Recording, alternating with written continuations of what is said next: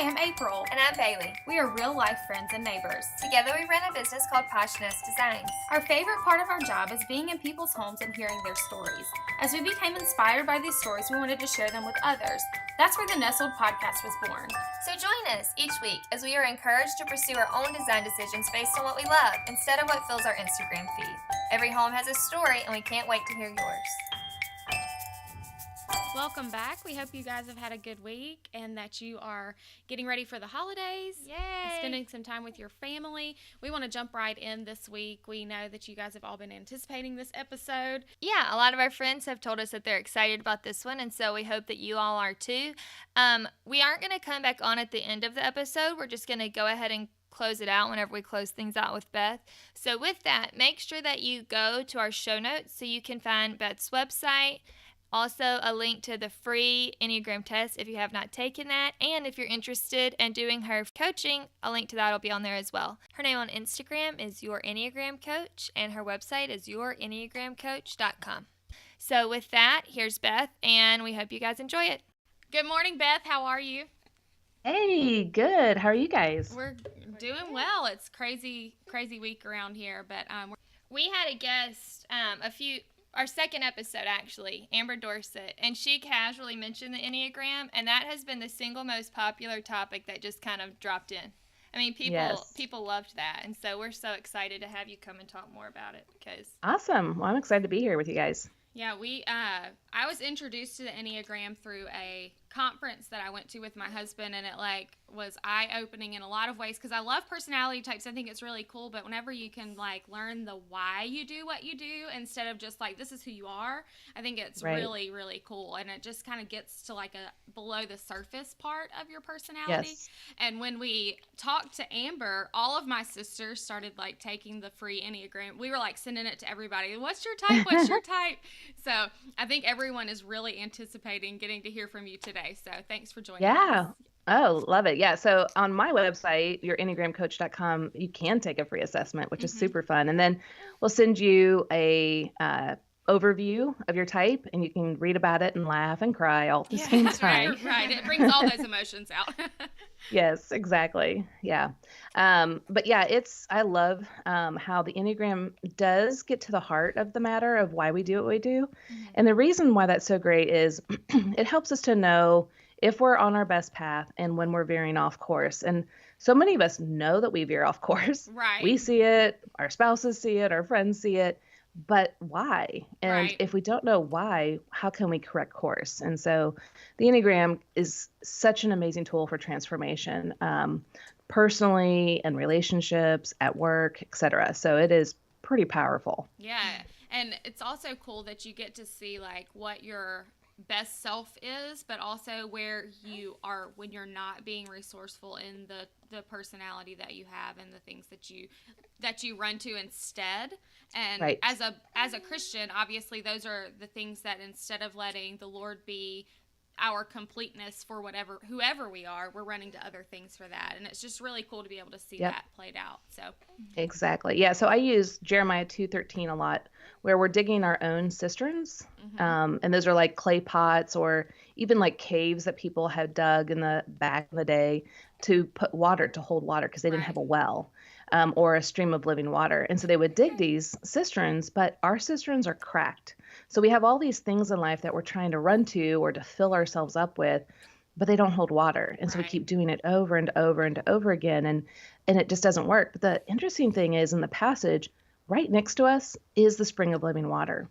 And yet here we are on the other side, making these cisterns, trying to fulfill our lives on our own, and Christ is right there. Right. And so if we understand where our heart's going, then we can understand that we can't fulfill it, but Christ can. And so when we veer off path, a lot of people are oh, but I feel so much shame and condemnation. I'm well, that's exactly why I'm here as a coach and using the Enneagram, is to help people to move away from self-condemnation, fear, and shame, and thinking they're an orphan, to who they really are in Christ, which is Christ's beloved, who is unconditionally loved, forgiven, and free. Right. And so that's the whole point of why I use the Enneagram. It's not that the Enneagram itself brings the transformation, it's that Christ brings it. But the Enneagram reveals to us why we do what we do. Right. it's really cool. And then we just couldn't help but think this somehow plays into the way that we have people in our homes, that if we are hospitable, if it's hard for us, like as a type 1, it is so stressful to me, and I've had to really work on like letting some things go so that I invite people in and things don't have to be perfect to have people in my home. And also like why you make design decisions that you do in your home, or why you decorate the way that you do, and all of those kind of things. And we thought surely personality plays into that. So we are like throwing a curveball a little bit of like, we've never heard anybody talk about this before. Right. And I think our plug too would be to go to your website and take the test. Like maybe pause it and go take the test before you listen to this, so you know what type you are. Yeah. It's more that would be awesome. And Definitely. what is your website? And, so your enneagramcoach.com. Yep. And the free assessment is just up in the upper right-hand corner. It's a teal bar that says free test or something like that, free assessment, I think. And then in the website store, there's a free PDF download on an overview of all 9 types. And in that, I cover all the types: core fear, core desire, and core weakness. And those are the 3 things that you're really wanting to look for in finding your main type, because we are all running away from our core fear, whatever that is for you. So you're like, oh my gosh, this cannot happen at like any time. And then we have the core desire where, oh, if this could just happen all the time, my life would be like full and complete and great. And then the core weakness is that thing that just keeps tripping us up. So like, if you think about it scripturally, it's kind of like the thorn in our side that we're like, please take this away from me. And God is, working in us, but he isn't taking it from us, so that we can depend and surrender to him, knowing that he works in and through us, and he's the power in us, even when we're weak. So those are the 3 things. So though you might see yourself in several of them, you're wanting to find the one that really has that strong core fear, desire, and weakness. And then the last thing on that one is the message our heart longs to hear. And that really should pop up at you like, yes, I really long for that. Whether it's from your parents, your spouse, your kids, you really want that. So that's a free download, and that people can use not only the free assessment, but they can use that to kind of just verify which type is there. So that's a great way to find their type. Yeah, and I will say this about the free test that is on your website. I took the big, like, paid, long, drawn-out test where I was, like, evaluated and stuff, and I got the same answer on the free test. I got the same results, and I've actually taken it a few times to be like, maybe that's not me. And it's me. So when people take my free assessment, the biggest thing that they're going to want to do, and how I designed it, is to only pick true if the answer is absolutely true for you, because it's a true and false. And so if, especially, there's a lot of types, or not a lot of types, there's several types out there that's like, well, it depends, or I don't know, I can see myself in all types. And so we're really just wanting to find your main type. But that's where that other sheet, that free PDF, would help, with those that feel a little bit torn between some numbers. That will give a little bit more clarity. Now, obviously, I'm here as a coach, and I can help people that are really stuck. But this is a great way for people to do it in a free format. Do you do premarital counseling?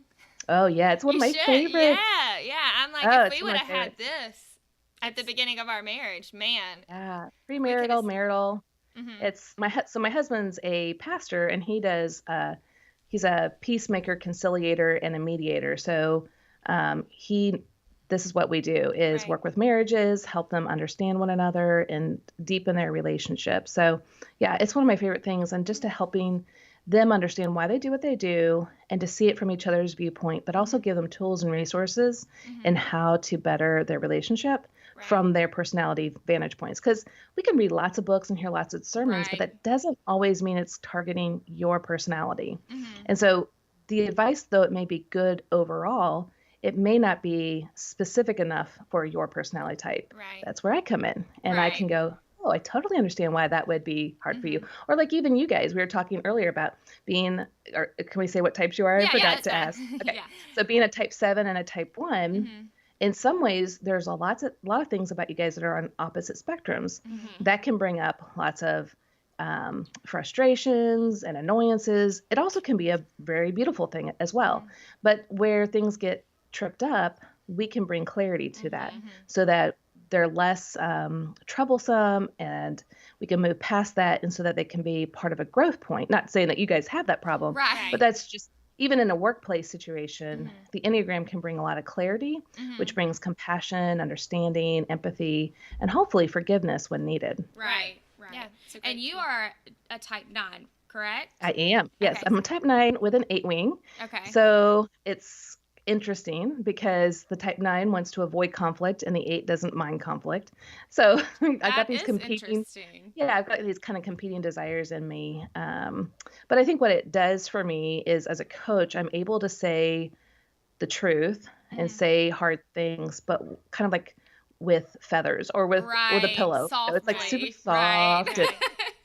And so I always laugh at my clients when we're together. I'm saying these really, really hard truths, but they can totally absorb it because it's so soft and gentle and encouraging. And then they just get to walk away knowing the truth, but bringing great transformation. So it's a fun, interesting dynamic to be able to do that kind of work. Yeah. My husband's a type 9, and I always tell April that's what I wish I was. My aspire to my be. daughter is a 9, and I always say that she's like the person I wish I was. Yeah. She's like the nicest person I know. But then at the same time, she can be such a pleaser, and she's like very indecisive because she doesn't ever want to put anyone else out. Yeah, and my husband hates conflict. So there's a lot of times that I'm like, no, you have an opinion. Speak your opinion. Yes. Don't just go with what everybody else wants. Here's the truth, is that every personality type, they all want to be someone else. Yeah, okay. Because we all know our own things that we trip up on. Right. And so it's like, oh, I keep struggling with this. I wish I was such and such type, because obviously they wouldn't struggle. Or, I mean, we may not think of it in that clear of terms, but obviously they've got it easier. And it's just not true. Right. You could ask my husband and my kids. Right. I battle with lots of things. And that's really why I got into the Enneagram, because 9s don't know themselves well. And so in order to really understand myself and to have transformation, I needed to know why I did what I did. So that's really where the Enneagram has been such a huge resource for me, because there's so many things that I could be blind about. And just to recognize, oh, that's why I do what I do. It brings the clarity and awareness to me, because 9s, we can disassociate, numb out, forget, be stubborn, really not engaged with life. And that's not helpful for other people who want to be engaged with us. Right. And so to be engaged can be hard, but it's also really wonderful and rewarding when we push through some of our own struggles. So anyway, Sorry, we could talk and chat about it forever, and we're gonna try not to interrupt too much so we can get through all the types. So I'm excited. Yeah. It's gonna be hard though, because the first one is April. The first one's mine, so I'm like, not to jump in. I have so many questions. Yes, exactly. What I think I'll do is I'm going to kind of give you just an overview of each type, just as a general view. And then we're going to also just kind of see at a very stereotypical view of each type, what their approach to design might be. Yeah. Because, there's so many layers to the Enneagram. Right.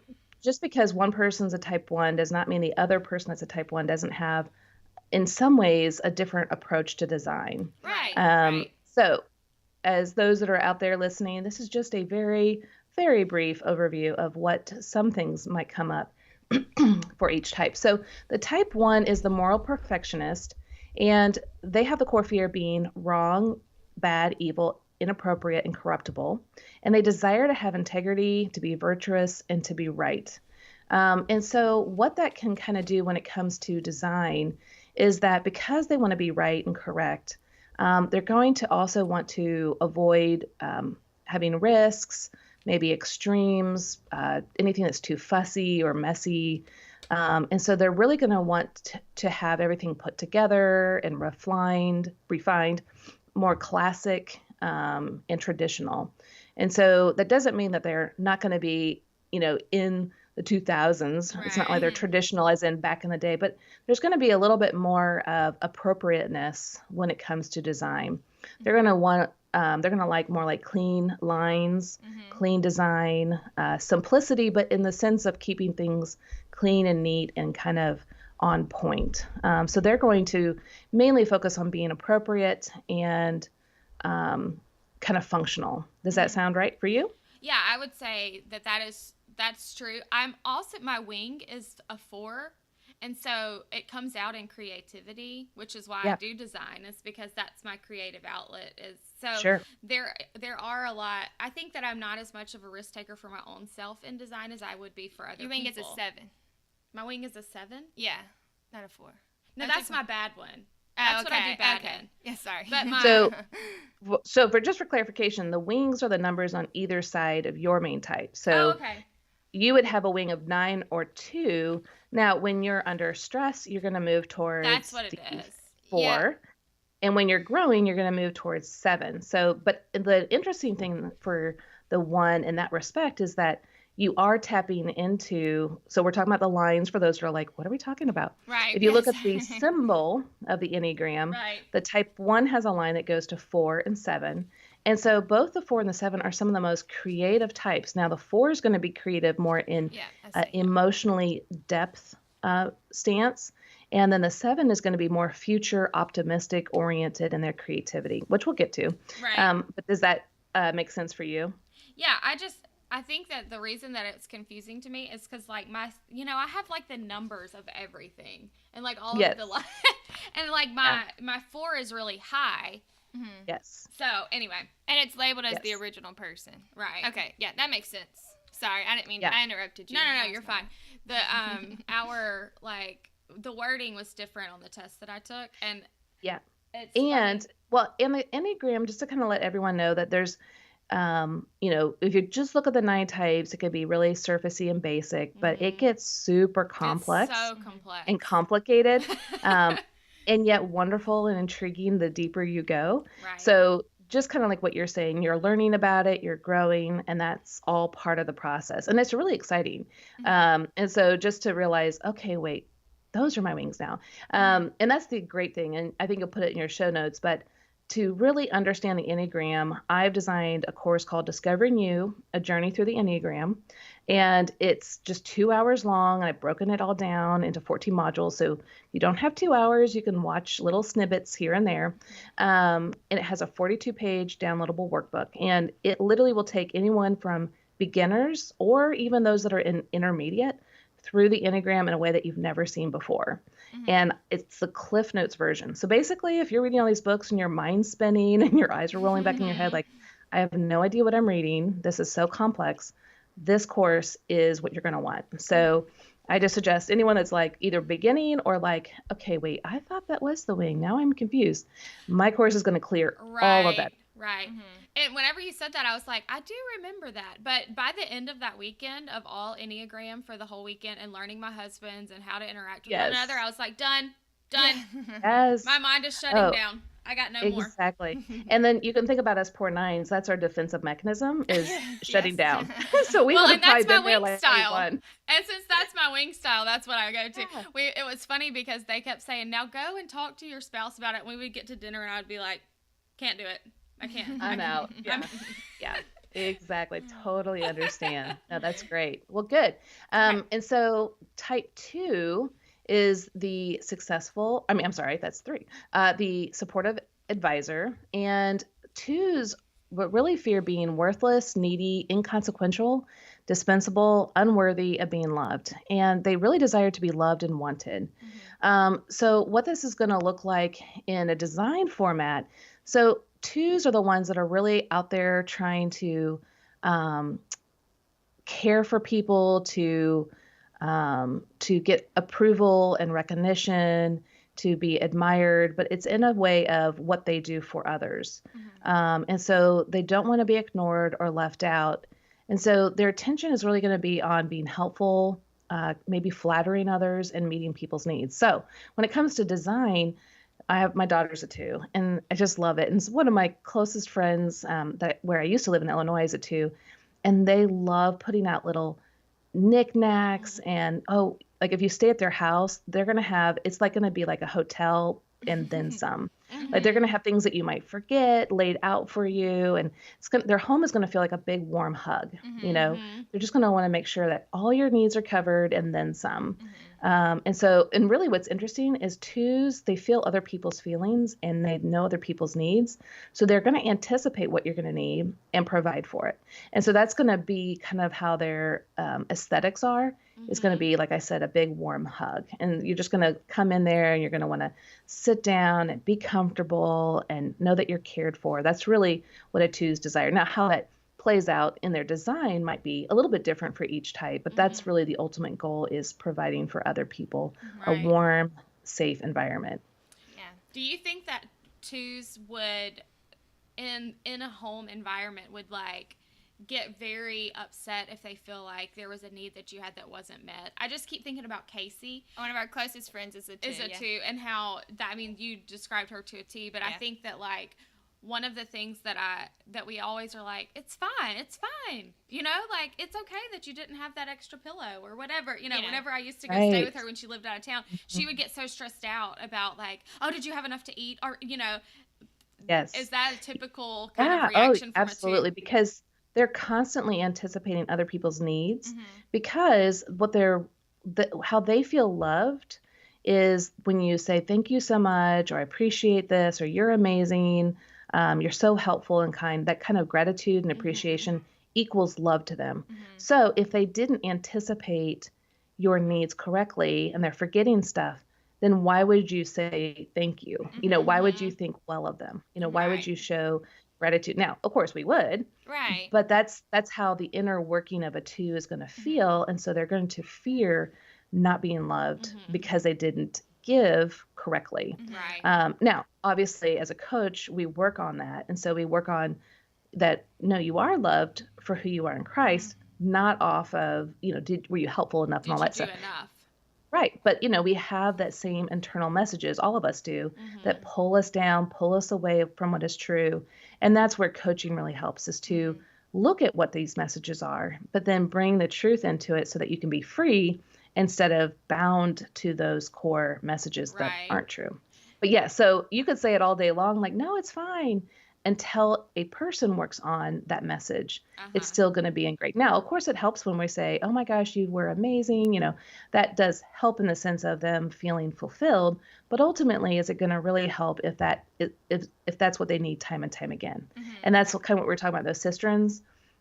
Though it's wonderful to hear people, you know, appreciate what we do or whatever it is that we're longing for, ultimately it will only slip through the cracks and we won't be fulfilled.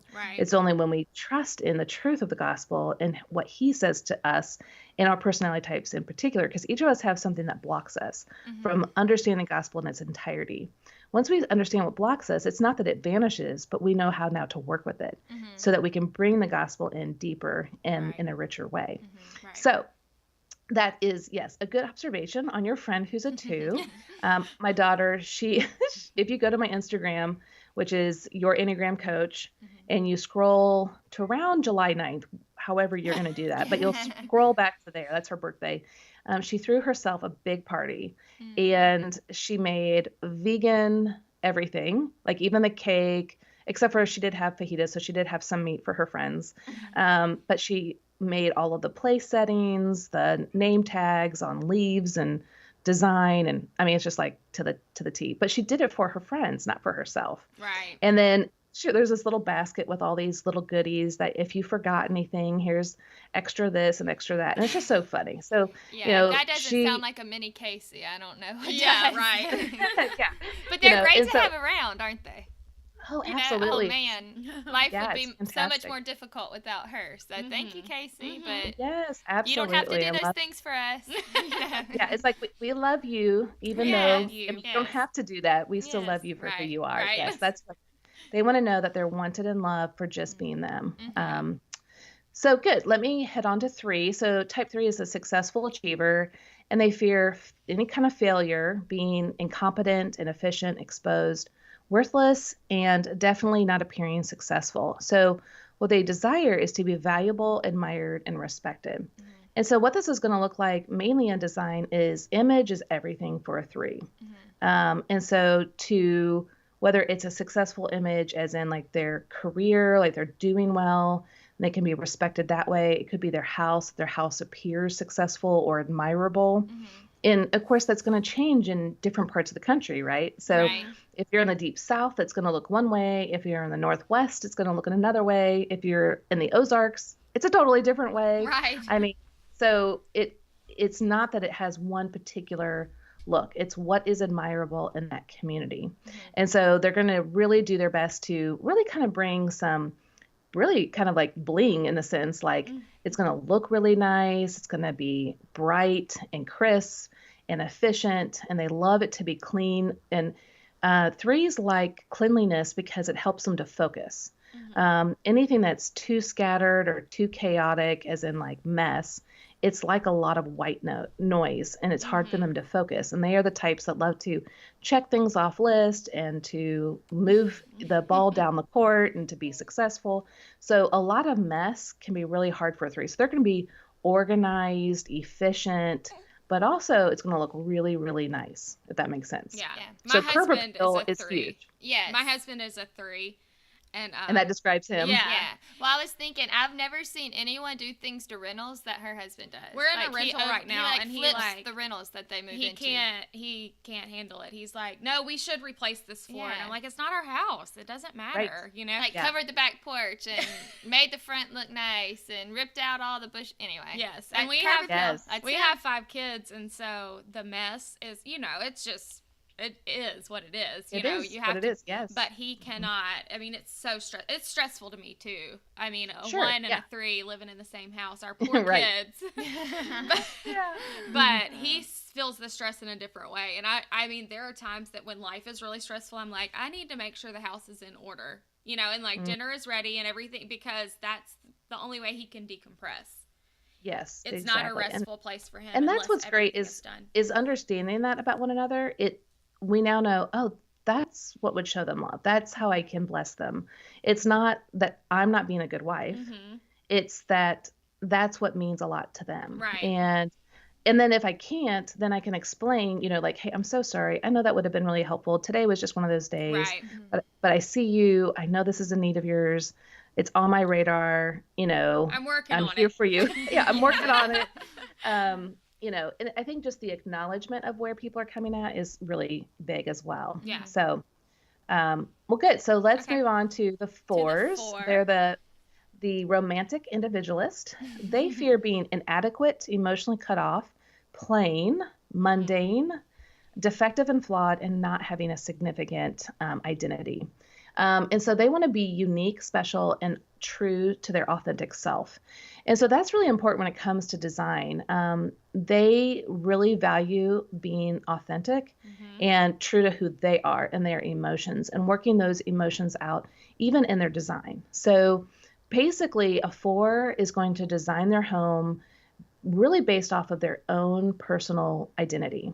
And so that's going to change, with each person, but it's going to be really cool because you're going to see kind of who they are, quote unquote, painted into their atmosphere. Right. And so some 4s really like things to be refined and perfect, as in design and beauty, and bringing things up to the highest standards of beauty. But then other 4s just like it to be fully creative, like just different and unique. So it's not like one 4 is going to look like the other 4. In Right. fact, they would hate that. They want to be unique. But some 4s are going to take the design to a high level. And then others, like I said, are going to do it more out of just an authentic trueness to themselves and their creativity. So it can look a little bit different, but the biggest thing they want to avoid is being original, to be boring, to not be true to themselves, to be distasteful. Any of those things would just really be hard for them. And so they don't want to be commonplace. So they're really just going to look for something that's different and unique and special, but definitely that has a touch of kind of refinement to it, or beauty. They really long for beauty. And it's just so great to kind of see how a 4 goes about designing their home. Right. Someone came to mind. I don't know if they're a 4, but I wonder if that would be someone that like doesn't want anything in their home that is not uniquely them. So whereas I may have a space on my wall and I'm like, I just need something there. I'll get something and it'll be fine until I can find whatever I'm looking for. And for a 4, that may not be an option. Right. It's like, I'm not putting that on my wall because it does not describe me. It doesn't look like me. Whereas me as a 9, I just whatever. Like, let's keep it simple. Let's just not make this difficult. Let's just be not original. Let's just kind of, and now that doesn't mean I don't like good design, but I just want simplicity. Right. Right. So, no fuss. No fuss, and so for the 4, it'd be the opposite, is they would rather fuss and be authentic and true to themselves. Which is really important. And so it's just really cool to kind of watch how we're all just so different. And so when you know their type, to really admire the work that they've done based off of their type, especially for 4s, to see that their house or their workplace is kind of a canvas. And asking them fun questions of, so tell me about how you designed this, and what was the thought process behind it, or what are you hoping that I see or know about you? And that would be really, because they love deep conversations. They don't want surface conversations. So that would be a really fun thing when you're with a 4. Yeah, that's cool. Okay, so type 5 is the investigative thinker, and they have a fear of being ignorant, to being invaded, not capable, annihilated. And they fear having obligations put on them. So these are the types that really have real strong boundaries, and they have kind of, how I described it is kind of like a cell phone battery. Like an extrovert has like all day and into the next day capability of, staying charged. And introverts are about 75%. Well, the 5s are more like 20 to 25%. And they know how much they have for a given day, and they kind of plan it out. And so they have to ration out what they are going to do with that battery life, that internal battery life, based off of what's going on that day. And to recharge, that means they have to go be private, to go in a special place, or really kind of they don't check out like a 9, but they definitely will go in their mind to recharge if they can't get away from anyone else. They might dive into a book or do something to have alone time. And so that's kind of where the annihilation piece comes in, by being with people too much. It's like when our phones are at like 2% and you're like, oh my goodness, I have got to plug in somewhere. Right. I don't have anything left. That's kind of what a 5 will feel like, that panic of, I have nothing left to give. And so for a 5, really what you're going to see in the design work is it's going to be really different across the board. 5s can be very eccentric. So just very different. They're also kind of wanting to be invisible at the same time. So kind of just alone or by themselves. They're going to find, what's interesting, you're going to find that 5s have a private place for themselves in their home or their workplace, where they can recharge and just have alone time to process their thoughts and feelings. So that's one thing you're going to find for sure. And then the other thing with the 5s is they don't want a lot of surplus. Now, I say that. What's interesting is the place they will have surplus is with a lot of like knowledge, like books and resources, those kinds of things. So that's where 5s will have a lot of stuff when it comes to books and gaining knowledge. But as a whole, when it comes to material things, they're not really looking for extra. They really don't want a lot of surplus. And they're going to be more modest and reserved, but at the same time, eccentric and different. So that's kind of, how a 5 is. Yeah, April has a sister who's a 5, and I'm giving nothing away because there's 5 girls in their family, so I don't feel bad. But I mean, she's a good friend of mine too, and I understand her so much better right now after just hearing you say that. I mean, that was like to a T. Yeah. We laughed because the first time she took it, she got something else, and she was like, I don't think that's me, so she took it again. I think she had done a little bit more like kind of true instead of only answering true if it was all the way true. And when she got 5 and read the thing, she was like, oh my gosh. Yeah, no, she just described her for sure. Right. Yeah. Yep. That's so funny. Yeah, it's interesting once we kind of hear, because like, for the 7, it's like, wait, what? You don't want to be like with people, you want to pull back. It's like, wait, I can't do that, and it's like, Right. And that's just so cool how we're so different and God created us. And so to now have a real understanding of one another brings so much depth and meaning and relationships and compassion and empathy. And so it's great. I love it. Yeah. Okay. So then the 6 is the loyal guardian, and they fear itself, being without support or guidance, being alone, blamed, targeted, and definitely they fear being physically abandoned. So what they're really wanting is security, guidance, and support.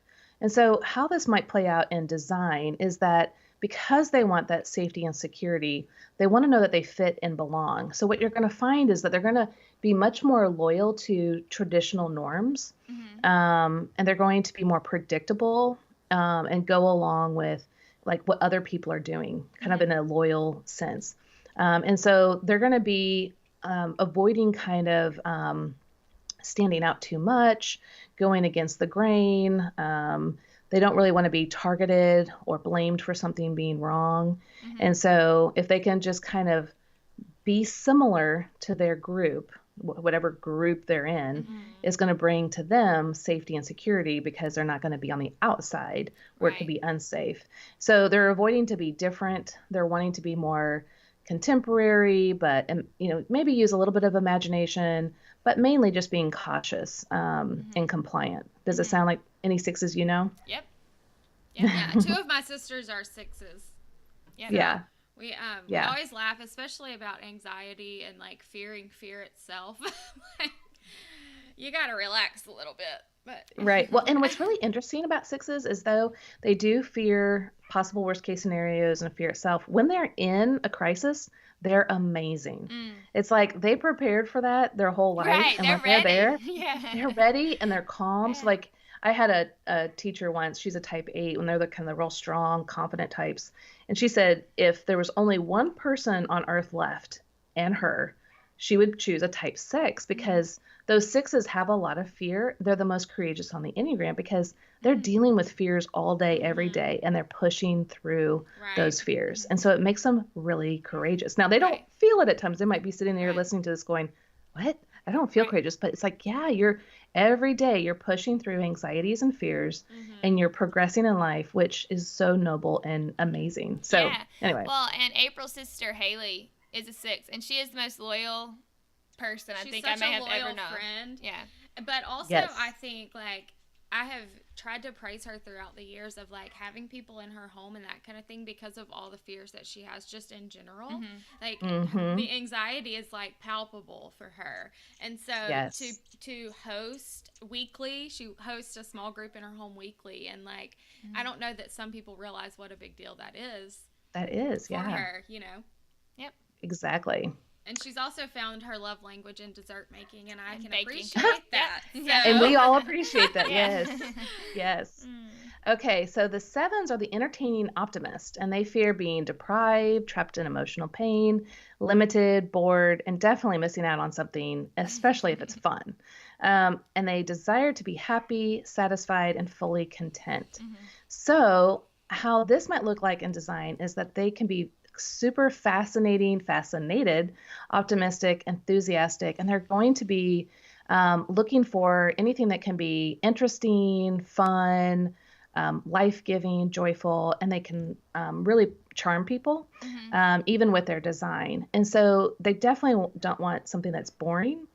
And so it's similar to the 4, but this is going to be more from an optimistic viewpoint. So it's going to be much more cheery and joyful, whereas the 4s can swim in the waters of melancholy. We're not talking depression, just melancholy. Whereas the 7s are going to avoid that like the plague. And so you're going to see a much more cheery, optimistic. They're going to avoid boredom in their design. They're going to avoid, sadness or anything that's going to bring that about. And so you're going to see a design that's very stylish, very chic, significant, dazzling, and imaginative, and definitely playful. Does this sound like you? Yeah, lots of colors and patterns and mixed together. And I don't know what type my sister is, but she does not understand my design at all. We're just polar opposites in that way. I do know that something I struggle with in design, though, is like I have a blank wall right over there. And I get real big ideas that I can't like immediately do. and then I just kind of forget about that blank wall because I know what I want there. I've been planning it for like 4 months, but I've been doing other. Does that make sense? Oh yeah. So, 7s are scattered and they're in a million places all at one time. And whereas so that would drive April crazy to have that blank right. wall. I'm like, I know it's there. I know what I want to do there, but it's too big of something for me to just like do in the afternoon I have off. So anyway. Exactly. So move on to something more fun. That's right. Yeah. Something I Why can stay do. where, if I can't accomplish it and that's pointing out that I can't accomplish it, why would I want to stay there mentally? I'm going to move on. Right. I always think about Tigger on Winnie the Pooh. Yes. Like, just happy, I'm going to sing. something Yes. else. Hop around to something else. Yeah. We also laugh because whenever we talked about this before on the podcast, when we moved to this house, and it was a disaster when we moved in. And the first thing we did was painted our door coral. Like, I was like, we've got to paint the door because, anyway. Yeah. That's something such a fun. We need something beautiful, fun. bright Yep. color. Yes, exactly. Yeah. All right. So 8 is the protective challenger, and they fear being weak, powerless, harmed, controlled, manipulated, and definitely they fear being at the mercy of injustice. And their main desire is to protect themselves from being harmed, being betrayed, being controlled, all those kinds of things. So when it comes to design, they are the most authentic on the Enneagram, meaning the 4s are looking for their authenticity and they're displaying their authenticity when they find it, but they keep going deeper and deeper. 8s aren't looking for this authenticity. They just are authentic. And they don't know how not to be authentic, and nor do they want to try not to be authentic. So they're going to be very open and direct and straightforward. And so their design is going to be much more bold and charismatic. They're not going to, kind of want a weak design. That doesn't mean it has to be overly powerful and crazy. It just means they know what they want and they're going to be direct with it. So whatever design you see with an 8, it's just true to themselves. Now, at the same time, it doesn't mean that 8s love design and they're going to sit in design, but those that do, it's going to be bold and majestic, dynamic, authoritative, and it can even be controversial, just depending on their bent and their personality style. But the main thing is that they will be authentic to themselves, and they will express themselves. So does that sound like anyone you know? We don't know any 8s. We need an 8 in our life. We feel like there probably are some, but we we don't know in our sure. direct circle. I wonder if Titus is an 8. There's one of a lot of things that sound. But are they big feelers? 8s? Oh yeah, they actually. What's interesting is that 8s are probably one of the most tender on the Enneagram, but because they've been betrayed or hurt, or just the lens of the 8 that they see the life through, they put up a strong armor over their heart because their heart's so tender they fear being hurt and betrayed. So they put up this armor and look tough, and they are tough. But it's so that they don't get hurt. And so a lot of people don't see the tenderness, but those that are close to 8s can see it. But also when they're around children and animals, that tenderness comes out like in no time flat. So that's. We try not to type our kids, but sometimes you're like, oh, that's pretty spot on. Yeah. So, I started using Enneagram when my kids were 3 and 5, and they're now 17 and 19. So I've kind of been on that path. And I would say as parents, just to kind of give a real quick overview, you can hold 2 or 3 numbers real loosely. Right. And what I do with that is, I eliminate the ones that I know probably are not true. And then with the ones that I'm unsure, I just kind of see how can I parent them from the lens of that type, and what messages would that type like to hear, and how can I say those and see what kind of response I get. Right. But it wasn't until my kids were in their teenage years that they could name what's going on internally.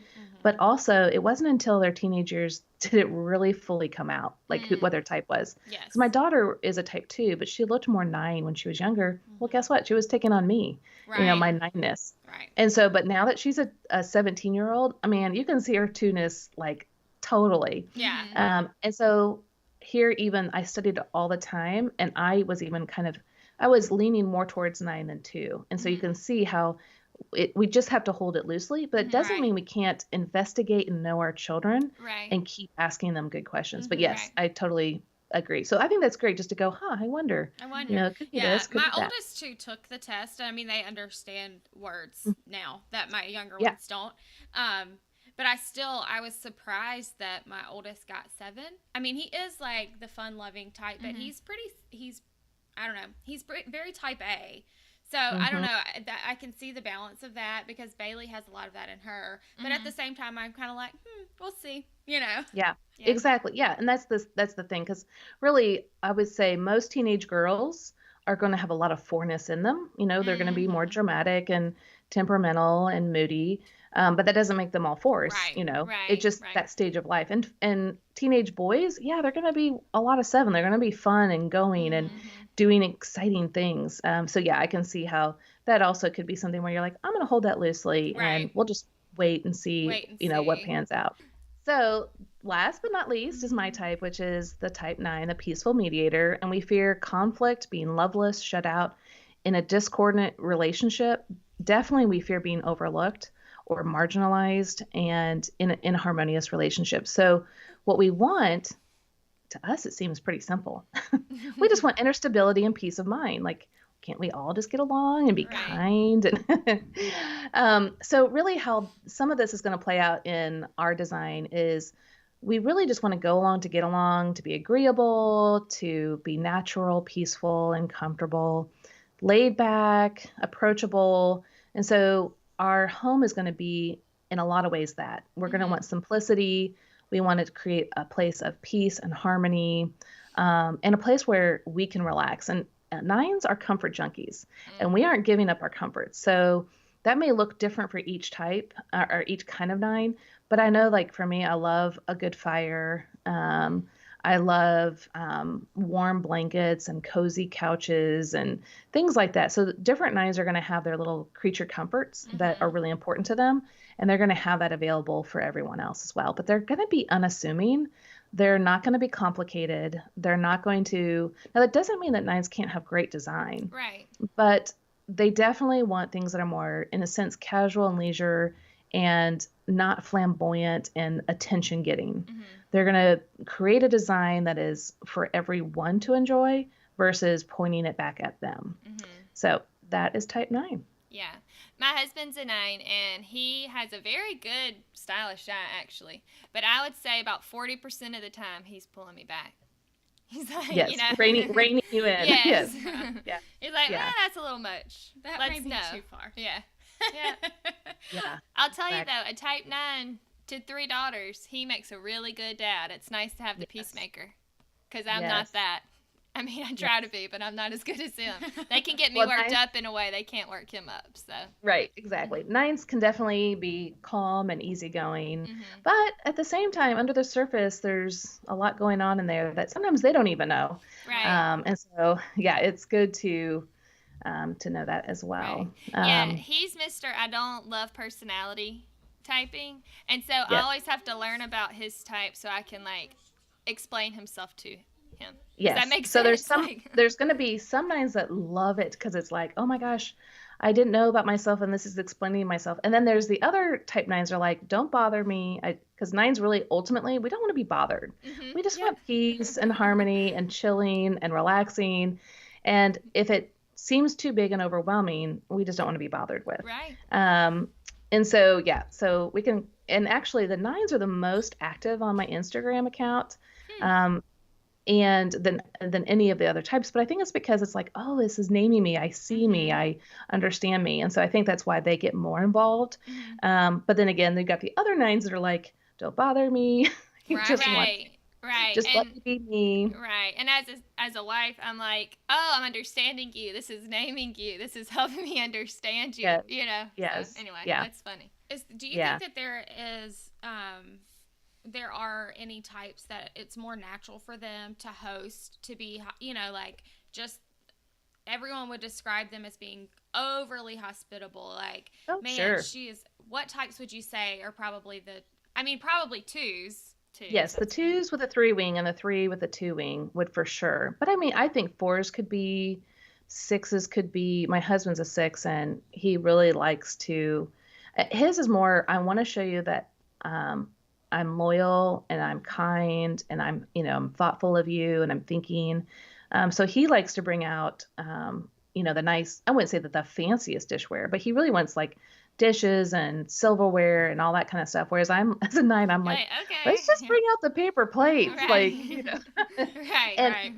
And in my world, it's not I'm not thinking, oh, I don't care about them, though I'm sure other types could, oh, that doesn't show that you care. That's not how I'm thinking. I'm thinking like, let's just not have things complex so I can really be with the people. Right. Now, for other types, getting all that stuff out isn't complex and overwhelming for them. Right. It is part of being with the people. So that's where I love understanding Enneagram, because so many of us will take offense to why someone does something Yes. when in fact they might be coming at it from completely different viewpoint and vantage point. And so it's just really important to understand where people are coming from so that our relationships can be more smooth. Or like for my husband who wants to bring out the dishes and all that stuff, now I understand why. For him it shows loyalty and friendliness and kindness and those things, which I value too. So I'm like, okay, sure, yeah, that makes sense. Right. Yeah. Now, obviously, when you have to do then 15 dishes afterwards and all this other stuff, the 9's like, oh, I don't really want to be bothered with that. Right. But at the same time, I see the value. I see what is helpful for him and the ministry that he's trying to do. So it just is a win-win when we understand. Right. Now, at the same time, if we're just really overloaded in the week and he's just wanting to bring some people over and he knows that, there's just too much going on, then of course he's going to be like, hey, let's go ahead and bring out the paper plates, let's just make this casual. So it's just a back and forth and understanding one another. And that's just where the Enneagram is just going to be powerful. I think the biggest thing when it comes to those that are listening to design and talking about this very topic is just to realize that not everyone sees design the same way. And the biggest thing I'm concerned with young women and moms in general is Pinterest. Now, Pinterest is awesome. There's nothing inherently good or wrong with it in general. But I think we all start looking at what's on Pinterest or anything, magazines, you name it. And it's like, I need to be like that. And no, you don't. Right. Your worth is not in your design. Your worth is not in how well your house is clean or put together, or if you're hospitable or if you're not, et cetera, et cetera. Your worth is in Christ. And the more we can understand each other's vantage point, then we're going to be able to extend that kindness and love and understanding to our friends who have different designs, different levels of quality in what they do, instead of being, judging or thinking others are judging us. Right. If we can put those cisterns aside and then tap into the spring of living water, that's where we're going to get real fulfillment. And then our design's going to reflect it. And we're going to not care what other people think about our design. We're going to feel the deep satisfaction from Christ in our design because it's true to ourselves. So anyway, that's just something I think as an Enneagram coach that when I work with people, that's what I'm really trying to get to. The heart of is not caring what other people think, caring only what Christ says about who you are. Yeah, everything you just said is kind of why we started this podcast, I think. So it really is. And I was just thinking as you were talking too about how the best thing that I learned about my personality type was that everything is a moral right and wrong for me.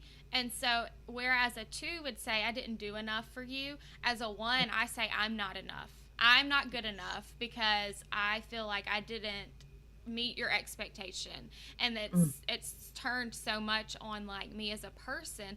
And since I've learned about the Enneagram, there have been moments that because I'm very intuitive, I know what's going on around me, and I can walk into a situation and then leave out of there feeling like I've done something wrong and I had nothing to do with it. I was at the school office a couple weeks ago and the secretary was having a really bad day, and then I walked out and I felt like me and myself had done something wrong. And then I had to stop and go, no, you had nothing to do with this situation. Like, there is no reason for you to take that on yourself. Sure, see her, love her where she's at, but like, you don't have to take that as though morally you have failed her.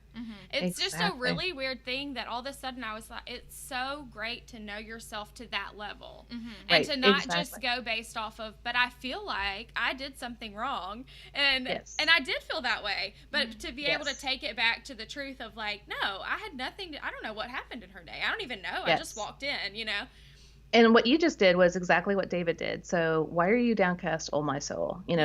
Speaking truth back to yourself, because our personalities, we have healthy parts of our personality. We have average, which is more like autopilot, and we have unhealthy. And so we have to bring the truth of the gospel to our average to unhealthy.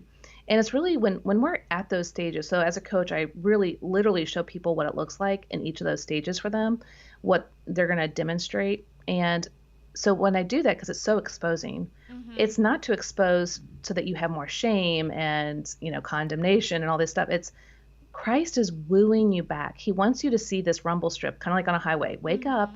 You're doing this again. And it's not to bring condemnation. It's to bring you back to Christ, to rest in him. And so just like you just said, like, wait a second, I don't have to condemn myself for what just happened. Like, I have nothing to do with that. And to free ourselves from our personality's patterns, the negative patterns, is so amazing. And it just allows us to rest in who we are in Christ. It allows us to then bless others with our full presence. And it blesses them from our positive personality side. So each person, like we were talking about earlier, like, oh, I wish I was this number or that number. It's like, no, we want to be our healthiest 7 or healthiest 1 or healthiest 9, whatever type you are. When you're at your healthiest, meaning you're resting and believing in who you are in Christ, you are blessing the world. But the more we mentally wander away from who we are in Christ, the more we start doing life in our own strength, and that's where problems come up. So again, it's all coming back to the gospel. It's resting in him, and then that's where everything shines. Awesome. Yeah. Love it. Good. Well, thanks, guys. All right, yes, thank you so much.